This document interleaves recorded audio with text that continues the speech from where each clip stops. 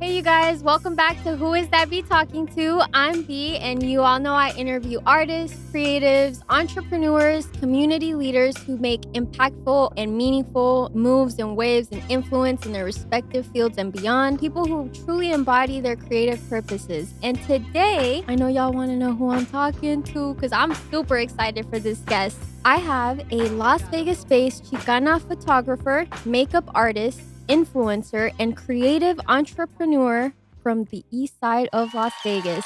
Her work blends photography, beauty, lifestyle content, branding, and storytelling. She's built her studio with her father from the ground up, something that she's deeply proud of, and is now not only continuing to build her brand and legacy, she is also now a community relations coordinator at a law firm here in town. Please welcome MEMORI.ES702. Woo! Let's go. Come on in. Woo, woo. Wow. Oh my gosh. I am so amazed at the fact that you're in this room right now and that we're about to have a conversation and get to learn more about you. Okay, before we jump right in, I just want to say I really am super excited that you're here. When I first came across your work, it was online, it was through Instagram, and I just immediately it was like, yes, I'm following because just the way that you curate images, style, all your work across the board really reflects in such a way that's so expressive and unique and actually deeply resonates with me. And it's not often that you see creators who, incorporate Mexican culture in the way that you do as a Mexican American. So thank you so much for being here. I'm so happy that you came in.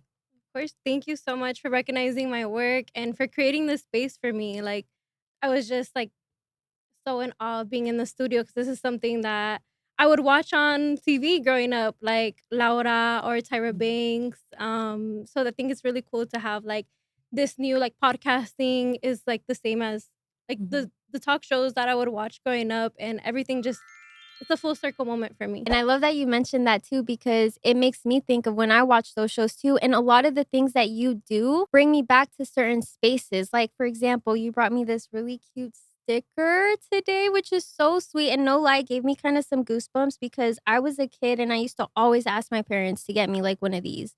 And it just reminded me of that. And I feel like your work really just does that. It taps into people's stories and people's hearts. 100%. Thank you. Thank you. That's funny that you said that because it was the same thing. I would always ask my parents, let me get 50 cents.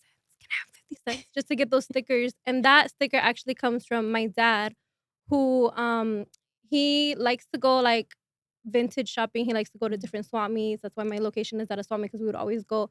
But he actually found a sticker machine. So that comes from a sticker machine that he found and that him and his homie broke into. They were selling it, but they didn't have a key to it. So Right. they're like, we'll purchase it for $5. And then they broke it in, and they found homie stickers, they found those stickers, they found a bunch of them. So that comes from an OG sticker machine from 2002 that my daddy found. Whoa, talk about retro at this point. That's Yeah. some Y2K vintage right Mhm. there. For people who may not have encountered you yet, Mhm. how would you describe your work looks like today? Maybe walk us through a little bit of Memory 702 as a brand, how it came about, and also, what you're currently up to today. So Memory 702 comes the name Memories. It's funny because the way I started this business, it was during COVID. And I've always loved photography ever since I was little. I'm gonna not say my age, but you're gonna be able to tell how old I am with these descriptions of back in the day.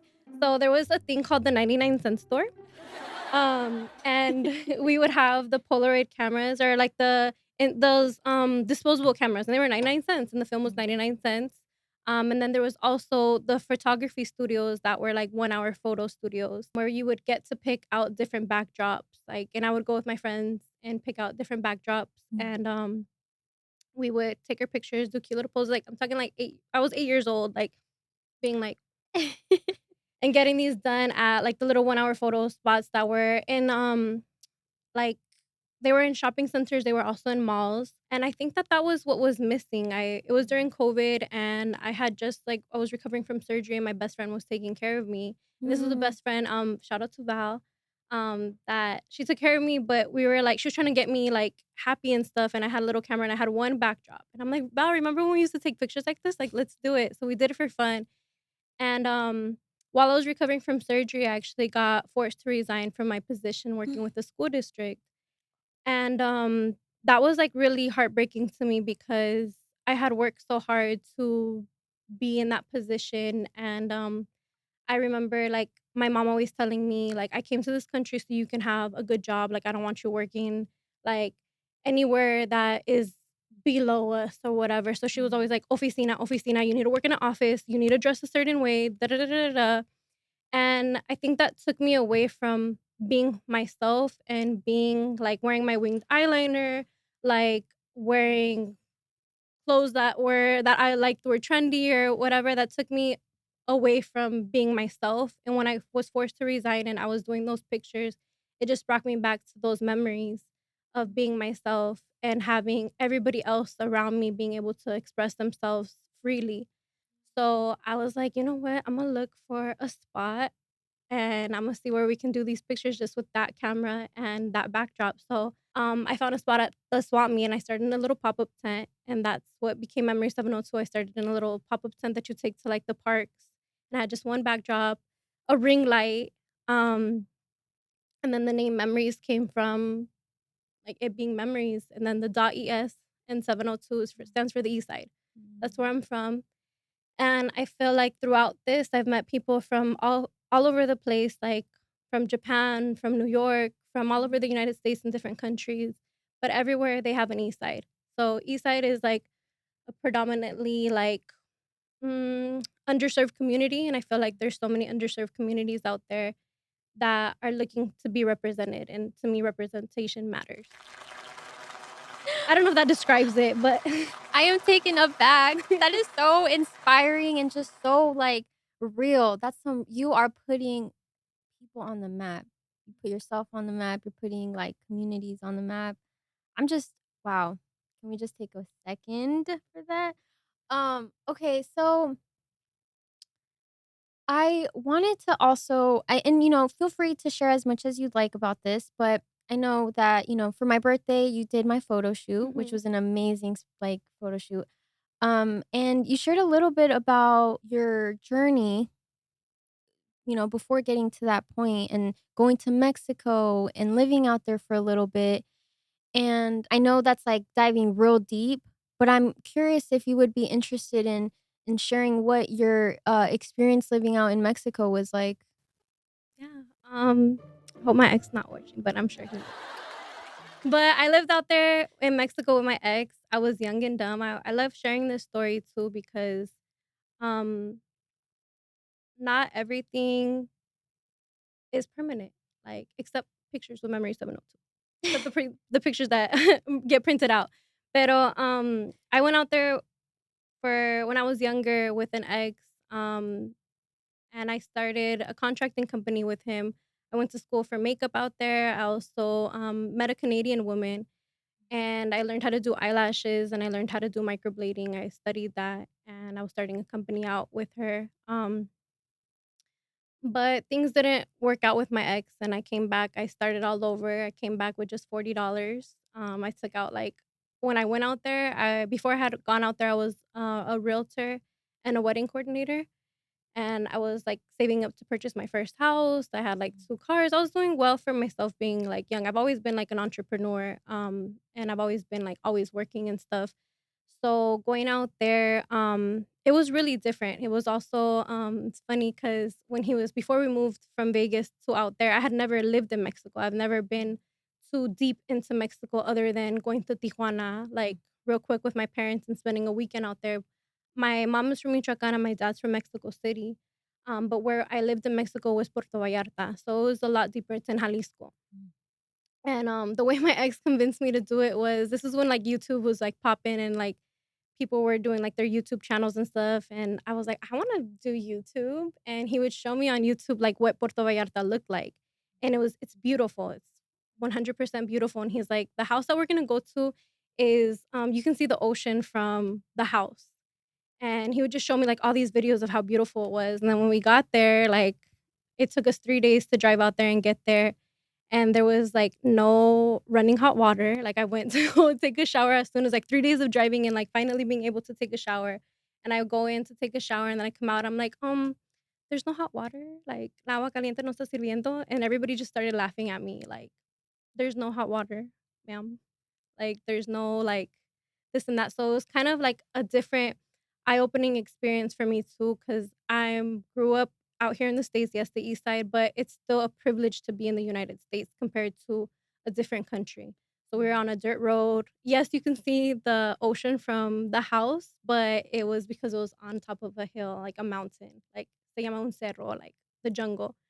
So it took us like 40 minutes to get down, like walking to take the camion, the bus, and all that. But I think that really changed my perspective on life because I did a lot of things alone. Like I took the bus by myself. I went to school by myself on the bus. I would have to ask girls. I went to makeup school, and I would have to ask girls because I didn't have no friends or no family. So I'd have to ask random girls at like la farmacia, so the pharmacy, like, "Do you want to be my model? Like, quieres ser mi modelo?" And you don't know me, but we're gonna spend like an hour together and I'm gonna pay for your like bus transport or for your taxi to come meet me at this school and it's in this place, blah blah blah blah. So it was really putting myself out there. And it made me be less fearful and it also made me realize that I can do anything. Like if anybody can do anything and we can just start from the bottom and make it. So when I came back, I was lucky to come back with my life back here in the United States, back in Vegas. And I started with nothing, but I'm grateful for where I'm at. I'm grateful for everything that I learned, all the experiences that I had when I was living out in Mexico, and being able to share that with other women and other people. Yeah, and I think it's unique because a lot of Mexican Americans don't have that experience of living in Mexico, actually. Hmm. I mean, of course, there's people who migrate later in their lives and, Hmm. lived out there, but it's unique that were raised out here, but that you got to experience that Mexico living too. Hmm. So I can see how it's just enriched like your perspective. 100%. Yeah, it was. Even though I love like my Mexican side. Being Chicana means being first generation American, so coming from two immigrant parents. And I always like I resonated and I wanted to share my culture so much, but that also made me appreciate everything that my parents did for me and other people. Of that experience of seeing the way Mexico is and the cultura, the culture. Mm. I love how you interweave Spanish and English and just your regular dialect. It's really beautiful to hear. Thank you. Yeah. So what was it like for you as a kid? Like who was Little Memories like? You want to start crying? Where's the tissues? Little memories. Aw, he does got the tissues over there. You about to Um, pull 'em up. little memories. Gracias, thank you. Little memories. So like I said, I loved taking pictures. I loved being a part of the community. I was kind of like forced out there. I grew up. I'm the youngest of four. I have three older sisters. We have a big age gap. Mm. So it's 7, 13, and 14 years. So I got to see them grow up and I got to see them grow up like in the 2000s and start their lives and stuff. But there was a lot of growing up on the east side, there was a lot of disadvantages, a lot of like in my childhood there was things that affected me like drugs, the economy, gangs, violence, all kinds of things that I was exposed to at a very young age. And coming from immigrant families and also like mental health is a big thing that we don't talk about in our community and it's something that I had to deal with my family going through things like depression, schizophrenia, bipolar disorder, myself having ADHD. There was a lot of things that I was exposed to and that I had to learn on my own. Um, and also, um, I grew up with a lot of like bouncing from house to house with my friends and stuff. Me and my dad have a great relationship right now, but my dad kicked me out since I was 11, like starting from when I was 11. So I'd bounce from my friends' houses and stuff. And I'm very grateful for them. Shout out to all my friends and my friends' moms and stuff that helped raise me and my mom as well. So I think Little Memories was always looking for community, it was always looking for a home. And I'm very grateful for where I'm at right now to be able to give that to people. I always say, like, I want to break generational curses and create generational wealth and also have a creative space for people like me. That is so touching. I'm about to start crying for real. That's um I mean, just the things you dealt with as a younger you, you know. What do you think younger you would say about who you are today, or how would little memories see you today? Mm. You made me cry.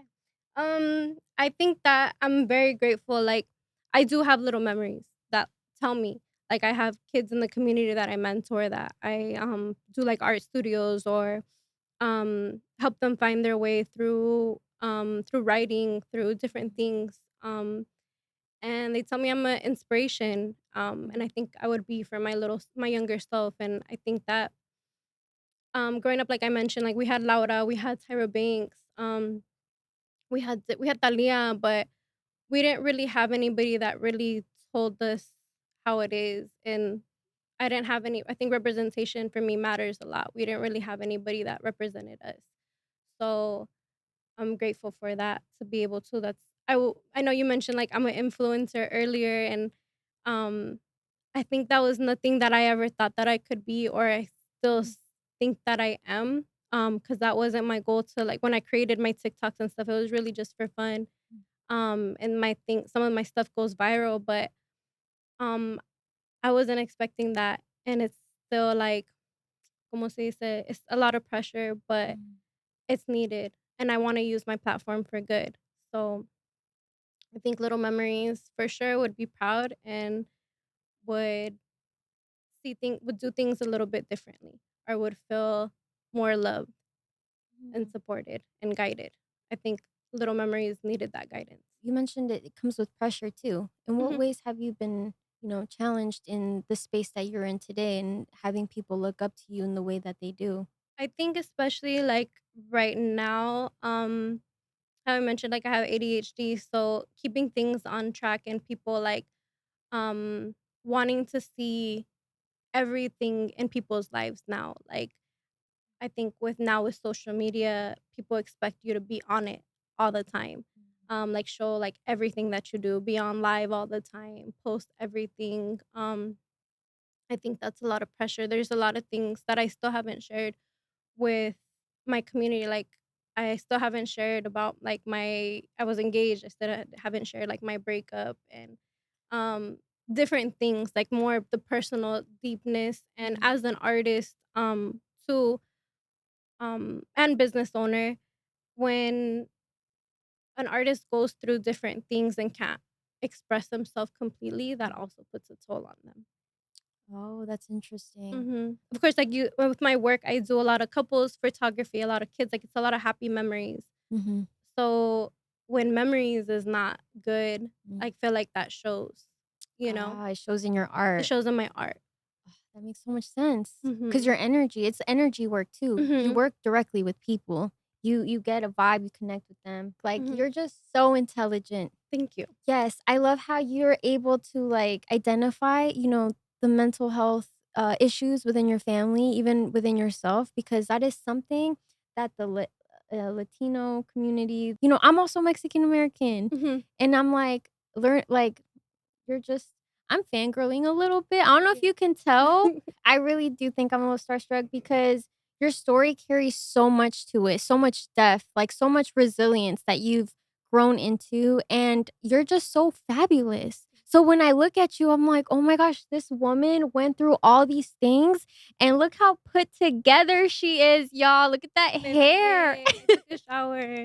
Me bañé is such a funny Mexican saying, and Yeah. that because like in Mexico, like you don't really get to shower that much No, because of I the just same told you the reason. story about not having hot water and having to like boil like buckets of water, and like, yeah. Yup, and then you gotta like go like this. Mhm. Yup, I actually because I have family out there, so Mhm. I have experienced that too. But every time I go and I come back, I'm also like, whoa, like so grateful. It like Mhm. resets you. It really does. Like, I go to my washer and dryer sometimes. Sometimes I'm like, "Fuck, I hate washing. I hate doing that." But I'm like, "Wait a minute. I had to like scrub."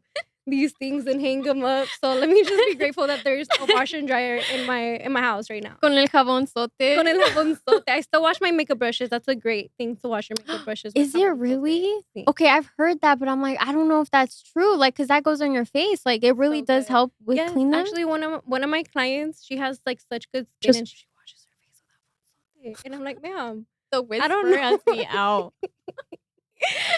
Shout out to you, baby girl, but she E has good skin, and she washes it with jabonzote. I don't know how long, like with the, you know, I don't know. Like how long she's been doing it, like if Yeah, she like does a yeah. certain type of way. Mm-hmm. Well, shout out to her. Shout out to She a her. real one. Yeah, but with the jabonzote, I wash my makeup brushes, Mhm. and they're fine.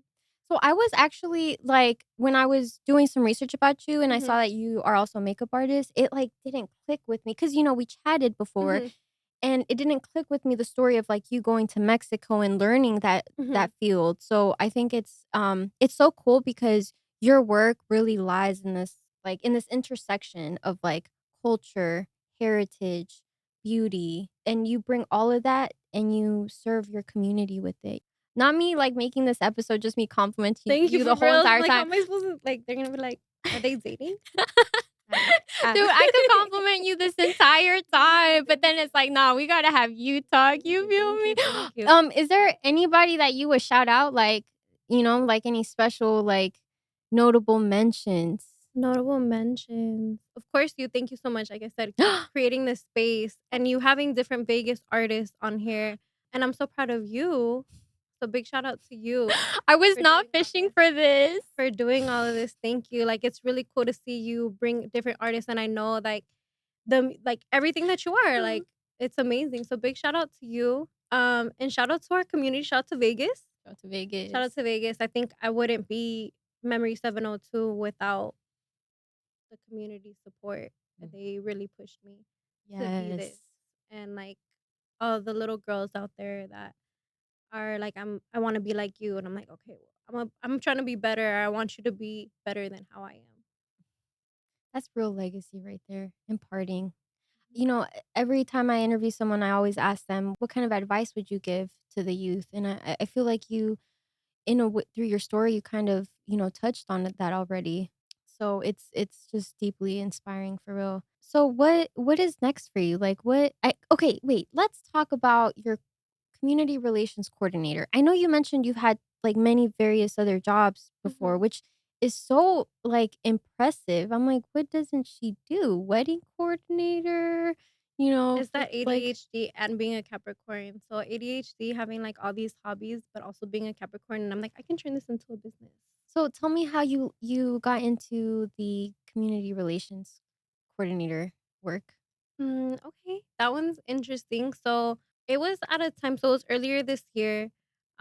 Usually, so I have my esthetician license, my body art license, so that's tattooing, and I have my photography studio. So I have the one that I started with at the swap meet. And then usually, like I've had three different other locations.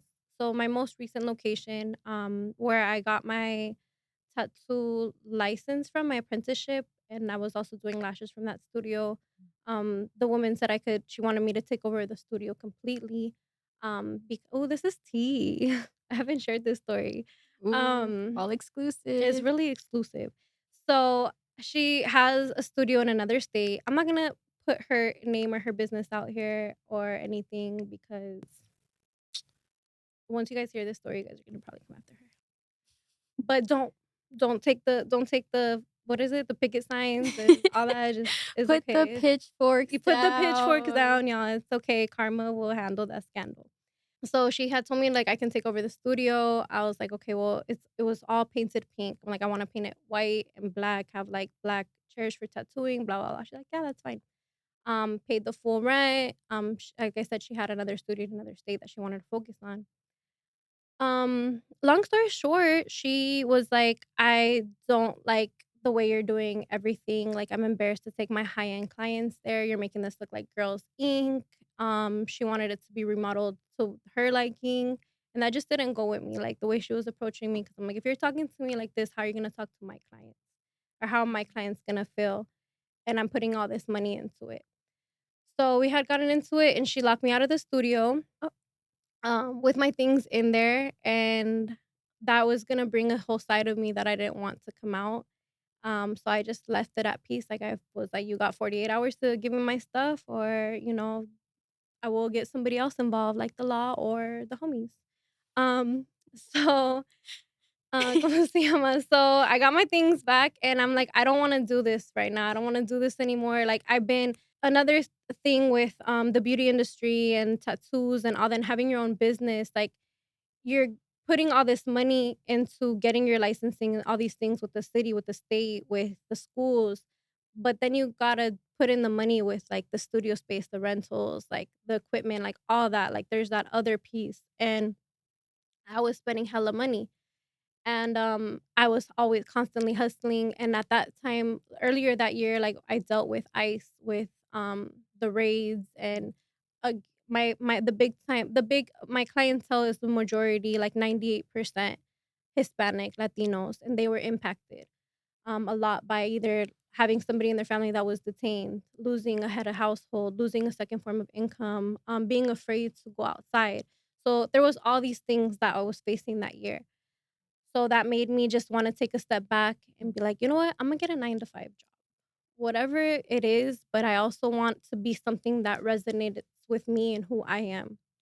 So I found this law firm because at that time I do a lot of things with, like, the ACLU, with civil rights, with, I've gone to Latino Lobby Day, so, like, I go up to the Capitol and, talk about different yeah, different things. That's another topic. Pero I wanted to find something that I could do. Um, I found this law firm, and they were looking for a receptionist, and I was like, "I think I can answer phones." I used to do that. So, I went in, and I told them who I was, what I did, and they're like, "Actually, like, have you thought of doing something else?" And I'm like what? Like cleaning the kitchen, cleaning your floors? Like, I'll do anything because I kinda like, you guys have insurance and 401k, like, I need that. So, they're like, "Actually, we've been looking for somebody to, that will can take over, like, our Spanish community, and we're looking for somebody that's, like, fearless, that's involved in the community, that's" like, all these things they were describing, I was like, "That's me, that's me." Um So that's how I got that job. So I'm a community relations coordinator for Abogado del Barrio. Um, and what I do, because everybody's like, "What is that? Like, are you a lawyer?"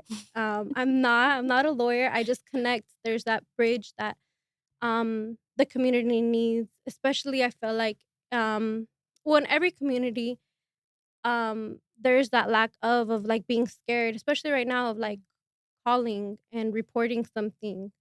Um, so I merge that gap and bringing those so I do community events. I do 2 community events a month. I do their social media. And I love the firm because he's putting, like, the time and energy, him and the rest of the team, the time and energy to be involved in the community versus, like, putting hundreds of $1,000s into big billboards and sponsoring a sports team. Which is, I'm guessing, what other firms typically do. Mhm. Yeah, this sounds like it's just really inserting you in that very much needed gap Mhm. of like connecting people, and you're kind of like connecting them to this resource where Mhm. otherwise they wouldn't know how to navigate it. 100%, yes. Mm. And I love that. So I not only like I love that because the abogado and the all the abogados, the lawyers in the firm like help out, and they really don't see it as like just another number like bigger firms do. Not me putting out promoting it. I But was yeah, I just gonna want to say, say you out yeah. here doing it. She really is the community relations Yes, I wanna coordinator. connect, and then especially, like, I get to go to 3 different businesses a day Mm, and speak to them, and also not only, like, tell them about what the firm does, but, like, what do you guys need help with? Like, mm, I'm mostly on the north and east side, and on the east side, we have a new, like, redevelopment agency that's coming in from the city to help mm. out with small businesses, like, up to 50 grand on helping them out with installing security cameras, helping the storefronts, different things, so I'm able to, like, bring purpose and bring different resources, um, to our underserved community. That's so great. You're really living, doing, taking action on all the things that are meaningful to you. Yeah, I think 100% because I went through it, like, I wish I Yeah. had the knowledge. I wish my parents did. My dad was also an entrepreneur. He had a welding company, and had he had all the information about the resources that are available, I think his life would have been a lot different too, which Yeah. would have made my life different. So that's where it ties into wanting to break the generational curses and create generational wealth. Yeah, and people like you really make a difference because, like you said, there's people that, go about their lives without access to things or even just knowing that there's things out there to tap into. So you're doing God's work. Thank you. That sounds like it's also been a fun job too. You're so natural with it too. It just like flows out of you. So kudos to doing something Thank you. very important, but also something that's like it's very you, and I can tell you're really bringing value to them. And Mhm. this is actually serving as promo to them. So Yeah, shout out to Abogado del Barrio, shout out to Jamie, Yolanda, Hunter, all everybody that's on the team, all of our paralegals. I get to see that side, and it's really cool. Like I'm like, dang, I should have went to law school. I should have gone into law a long time ago. And maybe they are. A lot of people tell me like, go back to school, become a lawyer, become a lawyer. But I don't know. mhm. I don't know about school. I already did so much. If anybody wants to sponsor me or pay or book the appointment so I can go to law school. That is so valid. Wait, so you would actually consider possibly going back to school? I would consider it 100%. I love school. I love learning. Like that's Mm, my favorite thing. I think the only thing holding me back is that like financially like it's a lot of work. Like yeah. I'm still pursuing other things like so yeah, it's a lot. It is. It's a Mhm. big commitment for sure. Mhm. But that's great to hear that you're a lifelong learner. Mhm. It shows. It shows. How do you make time for all of these things? Like, whoa, you just like it sounds like you're spread out thin, but you're still bringing in like substance to everything. Like, how do you balance all of the things that you do? Mm, not cooking, not cleaning, not having kids, not having a husband. Wait, the way that rolled off the tongue though. Okay, big on not cooking, not cleaning. I I Mhm. I feel that. That does take a lot of Yeah, time. I don't make a mess. It's like I go in to eat at the establishment, leave my things there, and that's it. I wash my clothes. Sometimes I'll fold them, and that's it. No kids. I'm very like I love kids and stuff. But I'm kind of grateful right now not to. Sometimes I'm doing things. I'm like, oh my god, what if I had a baby back there right now? Like, what would I do? So shout out to moms too. Like shout out to Mhm. women and men and that have kids. Like that's a lot of work. That's a lot of time. So I think right now it's just that I prioritize different things in my life from the morning to the night, like, just taking that step back. Sometimes I do, I'm like, "Maybe I should have, like, a simple life of just going in." I mean, it's not nothing's simple, nothing's easy. Mm. But I think that's that, and I know a lot of people are like, "When do you sleep?" Because I be posting at 2 a.m., I'll post at 7 a.m., I'll post at 11, I'll post at all kinds of times, so they're like, "When do you sleep?" I'm like, "I think everybody thinks I'm on meth or something." Oh my Like, I've never been drunk in my life, fun fact. god. You've never been drunk? I've never been drunk in my life. Stop. What? Mhm. How like, as in, like, maybe you've been buzzed before, just not I've been a drunk? little tipsy. I can get tipsy off of this much of wine, but I've never Mm. been drunk. Whoa. I think that I don't like the feeling of not knowing or, like, I don't like not Mm. being aware of my surroundings. I'm very, like, in control. I like to be in control all the time. So Ah, that's what prevents me from doing that. And that I'm also scared because 'cause I'm like, "What if they put on Vicente or something?" And I'm just like Maldito. yeah. Tragos alcohol. I don't know. Yeah. My Mexican card. Nah, not even. She said remix. Oh my gosh, that's crazy, but that's cool. That's a fun fact. Mhm. Any other fun facts? What would be something that people wouldn't expect to know about you? Mm. Ooh, I think that nobody expects that I didn't learn Spanish. I wasn't taught Spanish. What? Mhm. Fun fact. Like growing up Growing up, at all? yeah, I wasn't. So, how I mentioned I have 3 older sisters, and when they came I'm the only one that was born in Vegas. Everybody else was born in Inglewood. My parents are from Mexico. But when they came out to Vegas, my sisters were, they had special needs classes specifically for people that spoke Spanish. So they would, instead of putting them in like, yeah, and my sisters knew both languages like perfectly fine. Like they could speak English, they could speak Spanish. Like there was no like they couldn't say word, like they could speak it, but they put them in special needs classes because they spoke Spanish. So my parents didn't want that to happen to me. So they didn't we only spoke English in our house. Yeah, Whoa. so I wasn't really taught how to read and write in Spanish, but since I grew up on the East Side and there was a lot of kids that were Hispanic and they would say like things to me and like I'm sure they were bullying me, but I was like, I don't know what you're saying.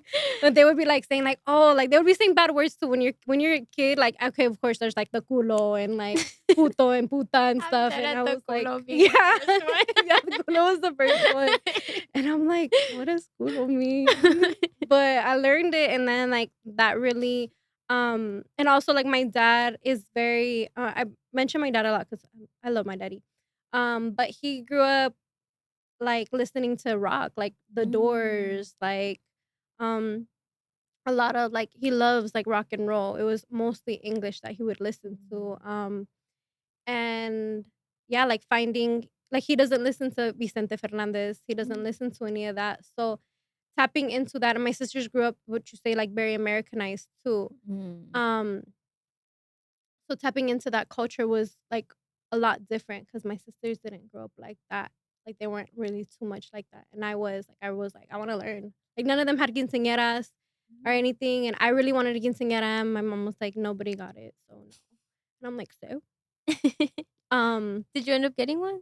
I didn't get a quinceañera, no. No. But I learned Spanish through watching novelas, listening to Spanish music, like tapping into like the Vicente, listening to Jenny Rivera, and learning how to read and write for myself in Spanish. And yeah, like Oh my god, that mhm, is so dope. mhm. Self-taught Self-taught Spanish? Spanish. And when I went to school in Mexico for makeup, it was funny because I didn't like they would say things like el párpado móvil. Like, do you know what a párpado móvil is? No. It's your eyelid. Oh, el párpado. El párpado móvil, yeah. What's Or that they would say, second part? That's the part I don't "This is recognize. cuenca." So when the teacher would teach me things, I'm like, "What is that?" And there was no books on it. She would just like and I would be writing down, and I have like funky handwriting, so I'll be writing like when she would say cuenca, I would be like, "Okay, the crease." And then when she would say párpado, I'd be like, "Oh, like the eyelid." And I would be writing everything in English when she was saying in Spanish. So my girls that were next to me, I remember there was a girl next to me, and she's like, "¿Sabes japonés?" Like, you know Japanese? And I'm like, "No, why?" She's like, "Why are you writing like that? ¿Por qué estás escribiendo así?" Because like, my handwriting looks like I kinda write a little gangster.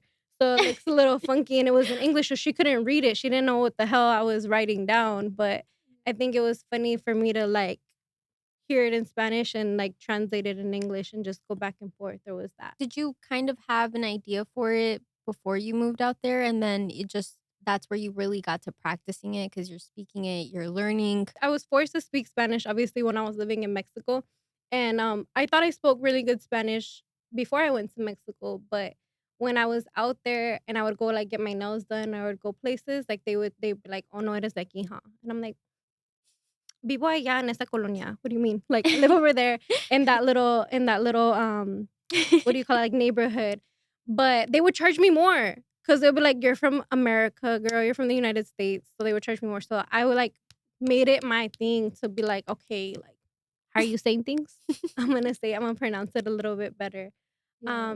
So yeah, it was a lot different. I liked learning the native language. Yeah. Yeah, and by yourself, that's really Mhm. cool. I wish we had a little paper. I'd wanna see what this Japanese style writing it looks like. I'll write you a little letter.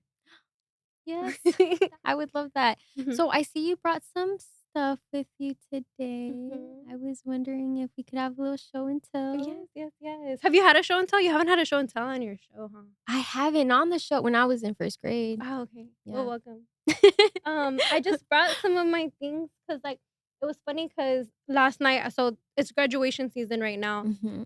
And I took graduation photos for some high schoolers, and like the mom was like, "Oh, because my backdrops are like the old school like airbrush backdrops," and I print out the photo, so it's 1 hour photo. So I'll pose you, you get to pick your pics, and then I edit them, send it to you through AirDrop or whatever. You get it digitally, but you also get the printouts. So I handed her the printout. She's like, "Oh, I'm gonna hand this to a boy, like, if ever." I'm like, "That's exactly what we used to do back then." And then they were like, "What? Like, really?" And so me and the mom were, like, telling her, like, "Yeah, like, we used to get a stack of, like, 50 and, like, pass them out like business cards, like, Mhm. here, and you would put it on your binder." On your That's binder, why I that's brought my binder. right. So Oh my this is actually gosh. from my studio. I usually have other photos here, but what I do is, like, I'm like, "You pick out your backdrop." So these are all the backdrops that I have, but these are, like, real life clients, Ooh. and they go through it and they get to pick their things, but I usually print them, like, wallet size, and they get to, like, take it home with them and have them forever. But I wanted to bring you Yes. that Oh, binder. I love them. And, then here's, like, a little example, like, of what we would do. Like, we would have, like, our letters that our boyfriends would write, or and then, like, drawings that they would do for us. And this is actually from my first boyfriend. Shout out to Flaco. Um, Flacco. this is from my first boyfriend, but we're still good friends. Like, he got locked up and he, like, would write to me and stuff. We're good friends. Like, we were little. Like, he was my first boyfriend. We were in 6th grade. Like, nada que ver. Y There's nothing going on yeah, anymore. no bad blood. No bad It's blood, just we're young cool. It's love. just young love. But he would write to me, so I wanted to put that on there so other people can understand that, like, how Mhm. much, like, what it was back then. It wasn't just a good morning text or, like, liking somebody's story to show that you're interested. It was, like, some real deep thought into it. Right, that's so true. Mhm. It's so different nowadays. Mhm. Yep, so I brought that, and then I also brought because I went to school for Whoa. esthetician, and I made my little thingy. ¿Cómo se dice eso? What do you call these? I don't know what they're called. I honestly, like, don't know the exact term, I just call it a stash. Alex, Oh, do yeah, you your know? stash. Okay, see, no, yeah. Oh. You never graduated? Aw, come here. But that's good. Look at how successful you are. It doesn't I dropped out of high school too, and I went and got my high school diploma, like my adult high school Mhm. diploma, just because I thought at that time I wanted to be a flight attendant and Delta required it. So I was like, okay, fuck it, I'll do it. And I graduated in I got my high school diploma in like 2 weeks. Just test it out. Hey. But this was from going to esthetician school here in Vegas. And this is actually a picture, a Polaroid, and I brought my Polaroid camera so me and you can take a picture and you can keep. But these are all the girls that I went to school with in Mexico, and these are all pictures that I have Oh. of my community that I took pictures of. So I wanted to put them in my memories and when I graduated because they like pushed me to keep on going, and they're part of my success and part of me. So that That's was that's so beautiful. this. I Mhm. love it. It's got that, like, scrapbooking Mhm. feel, but and then with the sash, it's like the Mexican type The s style. the se serapa serape? Serape.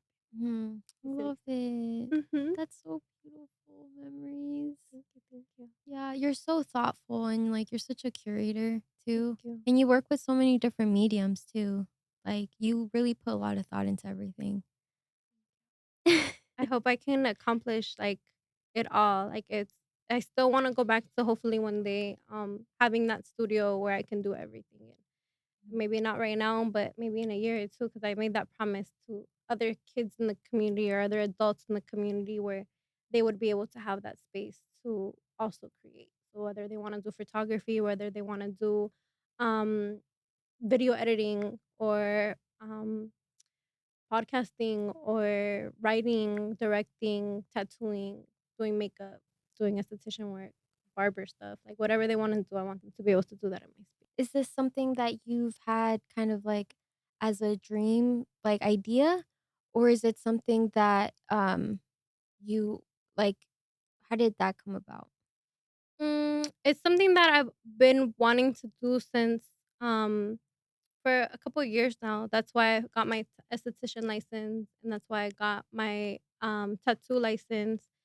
I was doing that while I already had a studio, um, but I wanted to do it because like a lot of people were asking me for it. Like when I was at the swap meet, they're like, "Do you Mhm. do tattoos? Do you do tattoos?" And I draw a lot. But now like I see how it was like going to esthetician school, going to makeup school, and the people that have the passion for it and wanting to have a space to be able to continue on, not just um working that 9 to 5. Mm. And I want to be able to help navigate through getting their business license. Like I want it to be a stepping stone, and eventually like I would want to be an educator to be able to show like teach esthetician work or teach like having a tattoo apprenticeship and having different people like learn and then move on up. Gotcha. Okay, because I'm like, wait, did I miss this somewhere? But this is like something that you're inventing in real time right now. Mhm. Like basically, you're collecting all the things that you're doing. You're getting your license, like licensing, and you're wanting to create like a multi center of sorts to Mhm. like mentor others in these different fields too. Yes. That you're, quite a professional in. Thank you. Yes, it's gonna take time. Like in order to be able to give apprenticeships, I have to have my tattoo license for more than 5 years. So I'm already 2 years into it. So me faltan tres. There's only 3 years left to be able to do that.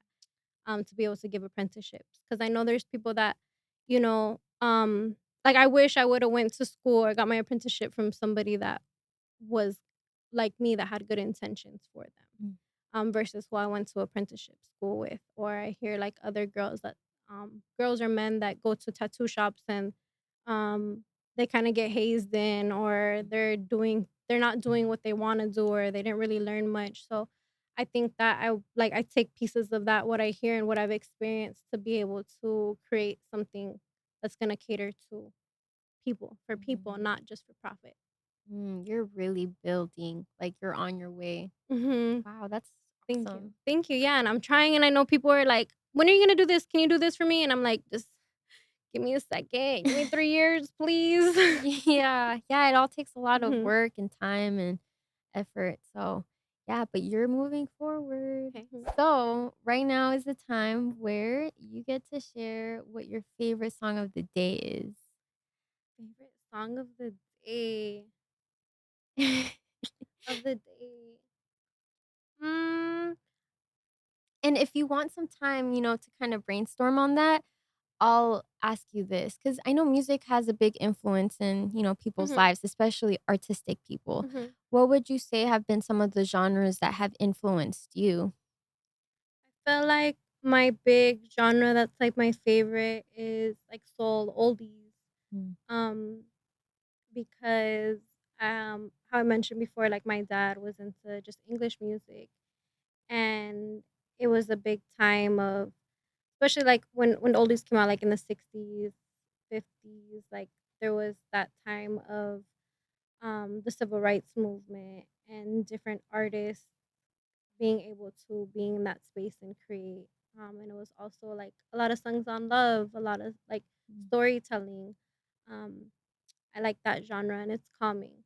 mm. It's coming to me. Like one of my favorite songs is called "The Game of Love" by Barbara Mason. Ooh, let's look it up. Hmm. And I play that song when I'm really feeling down. Found it, and you can find your headphones right Oh, next we to gotta have headphones. I forgot. Love this part. it. The instruments on there. Here it goes. It's all in the game of love, baby. Some mistakes, little heartbreak, baby. Pain, tears, sorrow, baby. Here today, and you're gone tomorrow. The song makes me think I mean, it's kinda gangster that you're into Mhm. this type of music. It makes me think of, like, Los Pachucos, like Mhm. American Me type vibe. Mhm. Low Um, riding. yes, slow riding and all Mhm. that. Yes, and it's playful, and I feel like it's real. Like what she talks about in this song, like I resonate with so much because it is like life is just some big game of love. Like you go through some pain, some sorrow, but then there's also like the sweetness of life. So I really love that song when I put it on when I'm feeling down. And it just reminds me that this is just a game. Have fun with it. Like it's just gonna be a part that you're going through, but you're gonna get through it and then you're gonna have those happy moments. And I just love like the instruments that are on it. It's like playful and just like her voice of how calm she is. And then it just reminds me, like you said, like it's that era of pachucos and low riding and like um different people like listen to. I don't know if you ever watched or listened to Art LeBeau. This is a music artist? This is a DJ. Oh, a DJ. Uh-huh. Art LeBeau was a DJ on a radio station. And he was a big part of the community. He would have like a Sunday special, and you would call in and Mm. you would put a request on, like you would call like, "Hey Art LeBeau, I want to dedicate this song to my lover, to my man, or to my kids," and they would put on the song, and he would be like, "Hey, this is Art LeBeau. This song goes out to," and then he would like say it. So like I grew up listening to that like every Sunday, and I also wanted to actually you had said earlier, like, do I wanna give a shout out to anybody?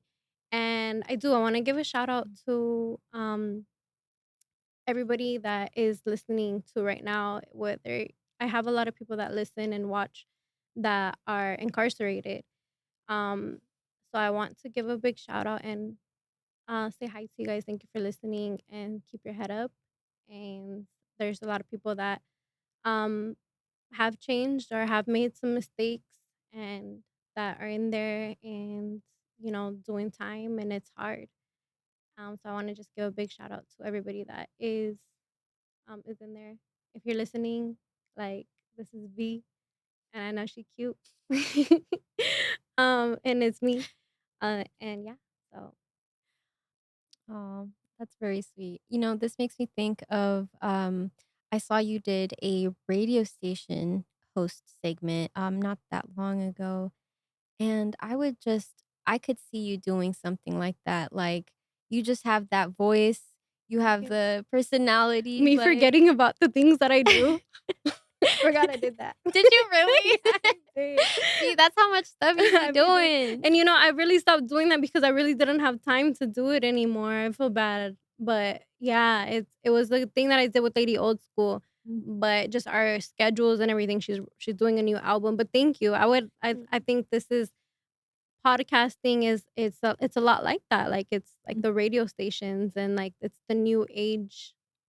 Um, it's a collab between radio, between, like, the television, like, segments that the talk show host would have and stuff, so I think that's really cool that you're doing that. Yes. Yeah, and because I had a different setup and this is, Mhm, like, more talk showy vibe, which is mhm, kind of what I wanna go for. Because mhm, have you heard people talking about how, like, podcasts are, like, getting oversaturated and stuff? mhm. But I feel like it's just another reiteration of just that, the talk show, Yeah, and, like, combined with, like, the radio vibe, so exactly, yeah. exactly, and I feel like, there's yes, there's a saying that I actually learned in Mexico where it's "El sol sale para todos."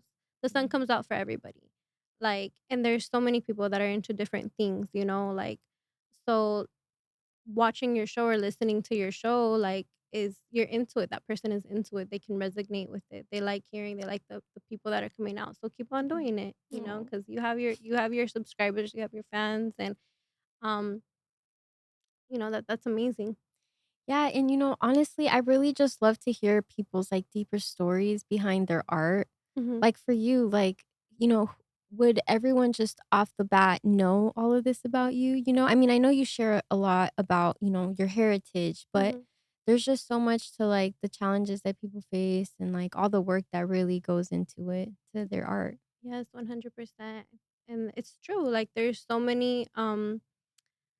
That's another thing that you bring into of this show. Like, that's another element that's in itself so captivating and so amazing because you would watch, like, growing up, like National Geographic and different, like, Vice and different shows that like really like go into what the artists are. There was like documentaries on, like, there's the documentary with Michael Jackson right now that's, big, and there's documentaries of Donna Summer, there's documentaries of different artists and stuff, and that's how you get to know them more. And right now in this new age, the how I mentioned, like, where it's like live, like, put this, put that, but there's not the artists really don't have time to, like, go and, like, hear, like, their legendary story, their backstory of how they became that, so you also bring that. Oh, thank you. Mhm. Okay. I also wanted to see if you could talk a little bit about your outfit today, because you came in stylish, Thank you so girl. much. Thank you Yes, so from much. like the hair to the makeup to the fit to the accessories. Thank Let's get you. into it. So this is TikTok shop. Put the link in. I'm just kidding. But this A actually, businesswoman for yes, real. She right? nonstop with it. I earned $1. But this actually, it's funny because I have a homegirl. Shout out to Vivi. When the outfit always pops when it's your homegirls or your sisters. Nope. So yeah, so this is my homegirl Vivi's. I called her and I was like, "Yo, I have a podcast. Can we wear the same shoes and same size everything? Like, what do you think I should wear?"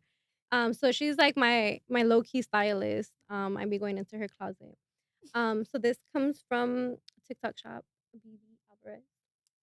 Love it. Head to toe, titties, Dr. Richard. Oh my god. Oh my gosh. Yes, the girls The is saying girls. what's The up. girls are out. Yes. The girls are out. I'm so glad they could make it today as Mhm. well. Yes, cause like, and I was excited to wear this outfit because, like, it's like it gives business. Like, I can't wear this to work. I can't be out on the streets in this, but I can be on the show in this. So I was It's so excited to wear perfect. it. Thank you. Your Yeah. outfit is cute too. Oh, thank I you. love it. I love it. I love it. I love it. Yeah, I just went with this like summery type dress with yellow and pink. It reminds me of like 70s. Yeah, me too. Yes, I love it. And you always remind me of music. That Like everything that you do, it just reminds me of music. Like, is such a sweet mhm. compliment. Okay, now Like you're you just a melody all hype the me time. Like when up. you wear things, I can see like you put your heart into it too. Like especially like when I can see like when you put in different outfits in your makeup and your hair, um, when you have different guests. Like I love that. Like I feel like you channel that in, and you're like, and that's the fun part about being an artist and being a girl, right? Yes, love being a girl for Mhm. sure. Aw, thank Mhm. you. Yeah, I was gonna make that note too about your outfit because it's like it's giving professional sexy. Mhm. Uh-huh. And then I like your accessories also, like Thank you, Ross. the dainty and then the earrings. It's so cute. The beauty supply warehouse. 1000 and lamb, 99 cents. Oh my god. And your hair, did you style your own hair?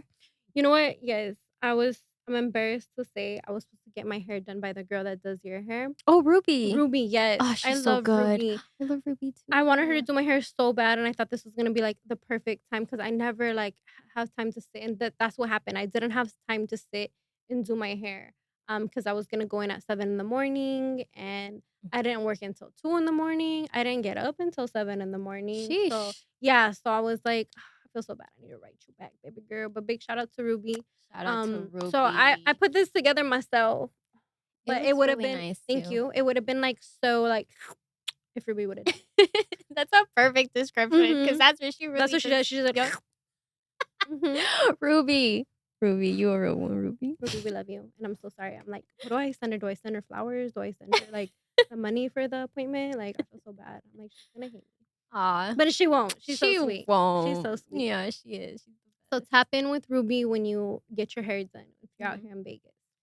Yes, she's done like, a few of my looks on here. So Yes, I love time. your looks. I love all your looks and your makeup and everything. I be and feeling like a brand new woman. You- like it's me, but it's it's- like, yes. what's up? It's a new Yes.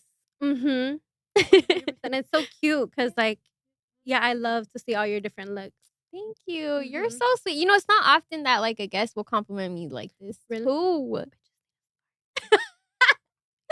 You bitches need to recognize. me up. You bitches need to see who. Remind yourself who invited you. Like, be nice. This is her show. You're hilarious. So what I wanted to ask you like what would you say? Because look, you're already you're Sorry. already doing so much. Like and even before we got through, like you really just shared a lot of like the heart of the things that I wanted to ask you about and talk to you about. I had some additional questions I wanted to do before we start wrapping up. I don't want to wrap up. I don't want to wrap up either. Do you want to wrap up? Okay, so for this last part, right? Mhm. I kind of wanted to do like a fun like pop-up questionnaire kind of thing. Ooh. Um Remember, I'm a dropout. what's your favorite food? My favorite food. Hmm. I love seafood and I love Mediterranean food. And like I love me some crab legs. I love me some lobster. I love me some ceviche. I love me some seafood boils. Um, yeah, I think I was an alien mermaid in my past life or something, and I was just like, eating fish. What's your favorite type of style to shoot? Style to shoot. I mean, I love doing like my style, which is the like airbrush 1 hour photography, like family portraits and portraits. I love that, and especially because it's in my studio and it's my element. I know I get a lot of questions of like, do you do anything else? Like somebody asked me if I can shoot them like blowing fire or like doing Oh, all kinds of stuff, and I'm yeah. like, no, Well, it's not I get really scared. long. I would love one day to do editorial. Like I feel like with yours it was a little bit more editorial, a little bit more Mhm. out of what I do, but it was still in a studio. I like being indoors versus being outside. I do shoot like I've shot like lowriders and different things, but and I love shooting women. They're just like art to me. Like just like I love how we just described like the hair, the makeup, like they put their whole thought into it. So also thank you to all the girlies that like take their time to get ready and they've never done a photo shoot before and I get to pose them and they're nervous, but then they get that result that they want. So yeah, I Mm. think that that's my favorite types of shoots. What's your go-to pose or coaching line that you suggest when someone says, "I don't know how to pose"? Arch your back. Arch your back. I have a mirror, and I always like. I sometimes tell them like, look at yourself, find your like how you like your body, like the composition of it, or I'll be like, is it okay if I like treat you like a doll, like a muñeca, and I just like move your hand and like find all your different angles. Like I like to guide them with like chin up, chin down, tilt your head this way, and I always ask like, what's your favorite side right before I do the shoe? Like, do you like your left side? Do you like your right side? And then I'll go along with that. What's been one of the funniest or chaotic moments you've seen during a shoot? Ooh. I think she unfollowed me, so it's fine if I share the story. But it was a chaotic one. It was my only chaotic one actually. It wasn't that bad. But she had or her dude or something, some man booked the photo shoot and he showed up and then she was messaging me that she was running late and I was like, okay, like what am I supposed to do? And then she gets there and she was mind you, he's the one that booked it and paid for it. And she's like, I want to do the shoot, but I don't want him in it. And then she had already got there like 30 minutes late. It's like my 15-minute like grace period. And he was like, no, I want to be in the shoot. And I'm like, okay. Or she's like, no, give me the refund, give me the money. And I'm like, first of all, there's no refund because you're already like late. Second of all, like if he's saying, I don't know what to do because if he's saying that he wants to be in the shoot and he paid for it, like what am I supposed to do? And so they ended up taking the pictures together and they were like arguing the whole time. And then they're like, you're never gonna allow us to book again, right? And I'm like, you can if you want. Like, I'm not gonna block you, but like I don't know who's gonna book it. But yeah, we like they never came again. Cause it was kind of awkward. I wasn't being like my like self because I was like, what am I supposed to do? Am I supposed to have her back, his back? Like, who's back? Like, what are you guys fighting about?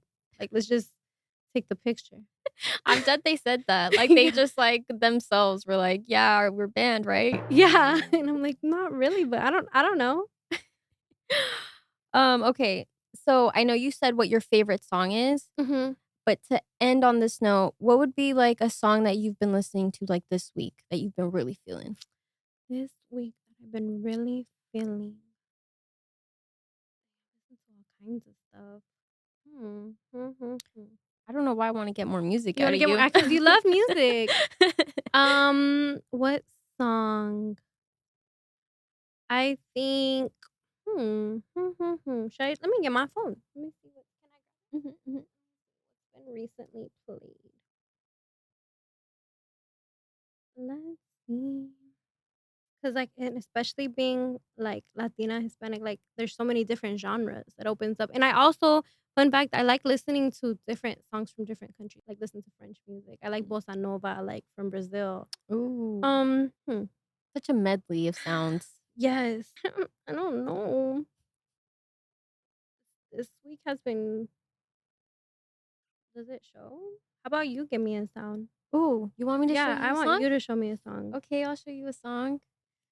Oh shoot, I'm excited. Yeah. Okay, let's see. I've been listening to Diamond Cafe. It's this guy right here. Ooh. It's a cover. I love his hair in that portrait. Right? Isn't it such an epic This is shot? nice. That is an epic shot. I love his the font. I love the whole look. Whatever the cause may be, still in love with you. I didn't. He wrote the song about me. Still in love with you. That's so cute. Thank you for letting me share that. I love that. So how did you find him? It was 2022 and I Mhm. had just graduated college and I was doing an internship and it was right before getting like my full-time job and then this song was just playing that summer the entire time and it just really made me feel like, you know what? Maybe I do got my life And you do. together. And I feel like that's funny because like you say that you're listening to that, and I feel like your outfit embodies that song too. Oh, snaps. Like, Kind of it like gives me like the like synth like pop. psychedelic synth pop. Yeah, like I like that. Aw, thanks for letting me share. You know, before we part ways, sadly, are there any last words that you would like to share with the audience? Anything on your mind that you would like to express? I think that I would love to let everybody know, like, don't be afraid to start. Like, you can start. It doesn't matter what you got in your bank account. It doesn't matter how big or how small or where you think that you need to be in order to start. Just start.